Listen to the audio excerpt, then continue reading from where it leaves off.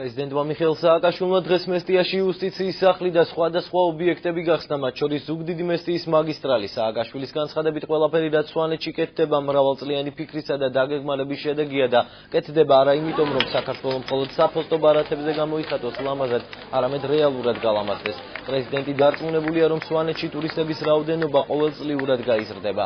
მიხეილ სააკაშვილმა მოუწოდა სვანებს დაუბრუნდნენ მშობლიურ კერას, რათა მარტო თავი კი არ ირჩინონ, არამედ გამდიდრდნენ და გაამდიდრონ. დანარჩენი საქართველო მისი თქმით სვანეთის მცხოვრებლებს განსაკუთრებული კულტურა და ნიჭი გააჩნიათ. მე დავავალე, რომ აქ შეიქმნას ქორეოგრაფიული სკოლა, რადგან მსოფლიოში უნიკალური ფოლკლორი და ქორეოგრაფია აქვთ სვანებს, ასევე აქ არის უნიკალური მხატვრობა, სამშენებლო ტექნოლოგია. სვანეთი არის უძველესი, ყველაზე მაღალი ევროპული დონის საქართველო, აღნიშნა პრეზიდენტმა. მე ამოვედი საათ და 45 წუთში ამ ახალი გზით. ამოვედი ძალიან გზაც არის და გზაც. ეს არის ჩემთვის გზა არა მხოლოდ მესტიისკენ. და რა თქმა უნდა, თითოეული თქვენგანისთვის ეს არის გზა მომარაგების, გადაადგილების, სწავლისკენ, მაგრამ ყველას ჩვენთვის, დანარჩენი საქართველოს და თქვენთვისაც ეს არის ჩვენი გზა მომავლისკენ. და ეს გზა მომავლისკენ მოდის სწორედ აქ მესტიაში, თქვენთან ყველაზე ლამაზ ადგილზე საქართველოში ნამდვილად. მე მინდა მოგილოცოთ ეს ყველას. მინდა უბრალოდ გითხრათ, რომ ეს არის, რასაც თქვენ უყურებთ, მრავალწლიანი ფიქრის და დაგეგმარების შედეგი. მე ამ გზაზე როცა მოვდიოდი, მინდოდა და გზაზე შევიყრებ შენებლები აქეთ-იქით. მინდოდა თითოეულ მათგანთან გავჩერებულიყავი. მინდოდა თითოეულ მათგანისთვის ჩავამერთვა ხელი. მინდოდა თითოეულ მათგანისთვის ჩამეხედა თვალებში. მე ხო ვიცი, რომ 10 წუთის წინ აქ კიდე მიდიოდა შენებლობა.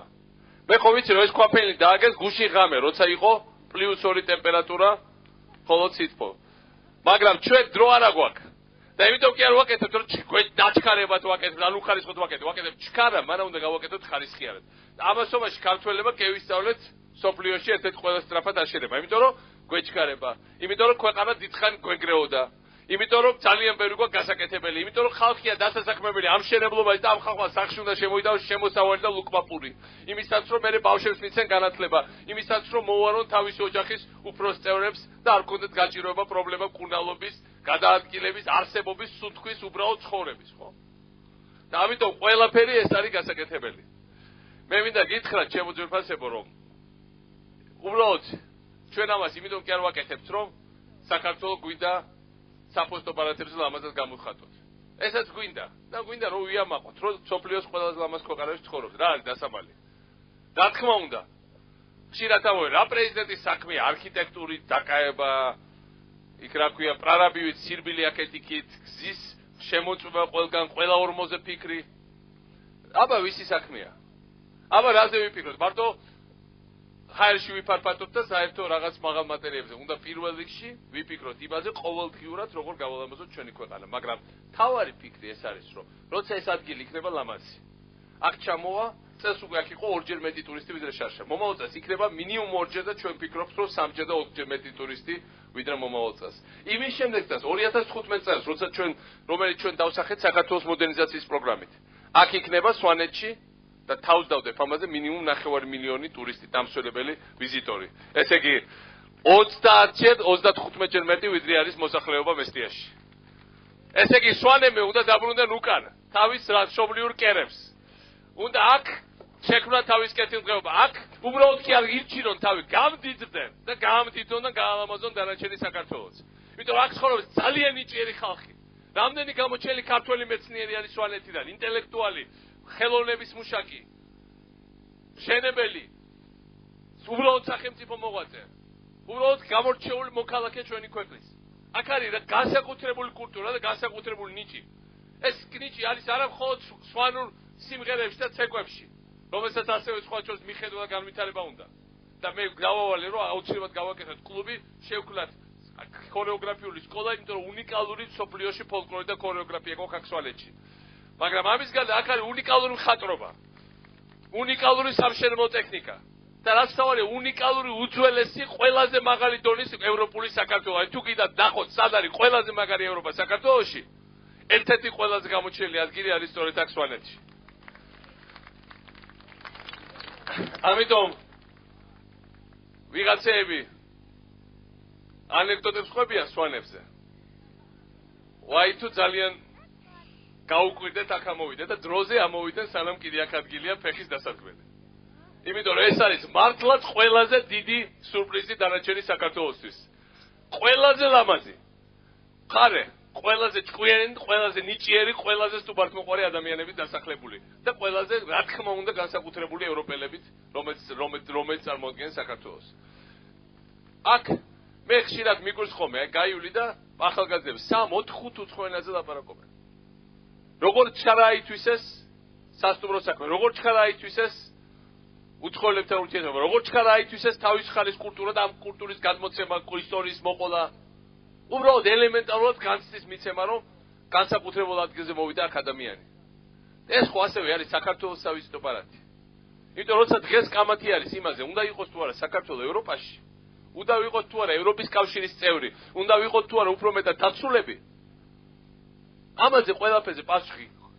საკმარისი აქ ადამიანი ამოიყვანო და დაანახო, რომ ეს არის უფრო მეტი ევროპა, ვიდრე დასავლეთ ევროპის უმეტესი ნაწილი, უფრო მეტი ევროპა, ვიდრე თითქმის ყველაფერი აღმოსავლეთ ევროპაში და ეს კითხვები დამთავრდება და მოიხსნება. ამიტომ 7 საუკუნე არ ყოფილა აქ აღშენებლობა ისეთი, როგორც დაიწყო ახლა. და ეს არის მხოლოდ დასაწყისი. აქ შენდება თელი კომპლექსები სასტუმროების, კიდევ ერთხელ მე ვხდი 9 მილიონი დამსვენებელი, ეს ნიშნავს, რომ რა ვინც არ უნდა გააკეთოს სასტუმრო, დღისით და ღამით. წელიწადის 4 დრო იქნება დაწურთული. ვინც არ უნდა გახსნას პატარა კაფე. წელიწადის 4 დრო იქნება შემოსავალი. ვინც არ უნდა გახსნას პატარა სოფლის მეურნეობის გადამამუშავებელი საწარმო და ესეც ქმნის სამუშაო ადგილებს. იმიტომ აქ არის უნიკალური სოფლის მეურნეობის პროდუქტები იზრდება. მარტო გზაში ვეუბნებოდი რამას და ვერას. მოცხარი კეთდება ისეთი იზრდება და ისეთი სპეციის სუნელები აქვს თებში. ისეთი განსაკუთრებული პროდუქტები მოდის. ისეთი განსაკუთრებული მეცხოველეობის პროდუქტებია სვანეთში. ისეთი განსაკუთრებულია ყველაფერი. რომ ეს არის მარტო ოქროს ფასი და განსაკუთრებულად გასავითარებელი და ასევე მისახედი. და ამ ყველაფერს მოაქვს დასაქმება, მოაქვს წესრიგი, მოაქვს უკეთესი ცხოვრება და საბოლოო ჯამში მოაქვს სიმდიდრე. მე ადრეს მithხოვს და ეხლაც ვიმეორებ. არა მხოლოდ სიღარიბემ უნდა დატოვოს ერთხელ და სამუდამოდ სვანეთი. ეს უნდა იყოს საქართველოს ყველაზე მდიდარი ხალხით დასახლებული რეგიონი და ეს ნამდვილად ასე იქნება, ნახავთ ყველანი თუ არა. და მე მინდა, მაგრამ სანამ ამ სიმდიდრეს გადავიდოთ, უნდა დავამთავროთ მუშაობა, დავამთავროთ სიღარიბე, დავამთავროთ გაჭირვება, დავამთავროთ ერთხელ და სამუდამოდ უიმედობა. მე მინდა დიდი მადლობა უთხრა ერთ გადარეულ გურულს, რამაზ ნიკოლაიშვილს, რომელსაც არც ღამე ძინავს, არც დღე და საერთოდ მაგრამ გურული იყო თორე სვანეთში როგორც კი მოხდები 1-3 დღე რო ისუნთქებ ამ ხაერს, სვანურ ქულს არ იხურავ, ეგრევე სვანი ხდები და ამაში ნამდვილად მხოლოდ კარგია, ყველა ჩემჩნეული მაქვს უკვე ყველაზე ნამდვილად ასია. ასე რომ მე უკვე 3 დღეზე მეტი მაქვს აქ გატარებული და გამოიცანით ალბათ მე უკვე დიდი ხანია გასვანებული ვარ და თქვენსავით ვაზრონებ და უყურებ ცხოვრებას. და ნამდვილად ძალიან მომწონს ამით ჩემი თავი. მე მინდა მადლობა უთხრა ეკონომიკის სამინისტროს, ასევე ტურიზმის დეპარტამენტს, იმიტომ რომ მართლა მაიასი და განმოსახლებული იყო და ძალიან ბევრი იმუშავა. და კახაკვიციას, რომელიც ყველაზე კარგად მონაკვეთი გზის მისი მეთვალყურების ქვეშ დაიგო, უნდა თქვა რომ მართლა ესეა. იმიტომ რომ აქაური კაცია და იცის აქაურობა და არ შეეშლება. მაგრამ იქ არის სხვა კომპანიებიც, რომელიც ასევე მართლა იმსახურება ყოველ მადლობას. და სვანეთში ყოველთვის იყვნენ მაგარი მექცევები, მაგრამ თითქმის არასოდეს არ იყო კარგი გზა. სვანეთში ყოველთვის იყვნენ ნიჭიერი კარგი მშენებლები, მაგრამ პრაქტიკულად მრავალი წელი უკვე კარგი არაფერი აღარ შენდებოდა. სვანეთში ყოველთვის იყვნენ ძალიან სტუმართმოყვარე ხალხი, მაგრამ იყო წლები, როცა საერთოდ სტუმარი თითქმის აღარ ამოდიოდა. და ამიტომ ახლა რაც ხდება, ეს არის ჩვენ ბუნებრივ მდგომარეობაში დაბრუნება. ყველაფერი ჩვენ გქონდათ. უბრალოდ დანარჩენ საქართველოს ეს არ ესმოდა და არ ეყურებოდა. ახლა საქართველოს მოვიდა სვანეთის დასახმარებლად და სვანეთი შემდგომში იქნება როგორც იყო ისტორიულად საქართველოს თავარი ბურჯი, თავარი გამაძლიერებელი, თავარი სიმტკიცის მარაგი, იმიტომ რომ სულ ყველგან დამხრობელი იყო, სულ ყველგან ქნებოდა საქართველოს და ქართველის ხსენება, სულ ყველგან იძირკვებოდა ყველაფერი ადგილობრივი, ქართული და ეროვნული. არც ერთი დღეს არ ამოძირკულა არასოდეს სვანეთში. დაწყებული უძველესი დროიდან თამარ მეფის დროის ჩათვლით და ბოლოს როცა რუსებმა დაანგრიეს ქალზე, რომელიც ერთ-ერთი ბოლო მწვერვალი იყო, ბოლო ფორპოსტი იყო წინააღმდეგობის და გმირული შეტაკების, რომელიც აჩვენეს ქართველებმა ჩვენი ქვეყნის დამხმარებელს. გაუმარჯოს ახალ სვანეთს, მომილოცავს დღევანდელი დღე, მადლობთ.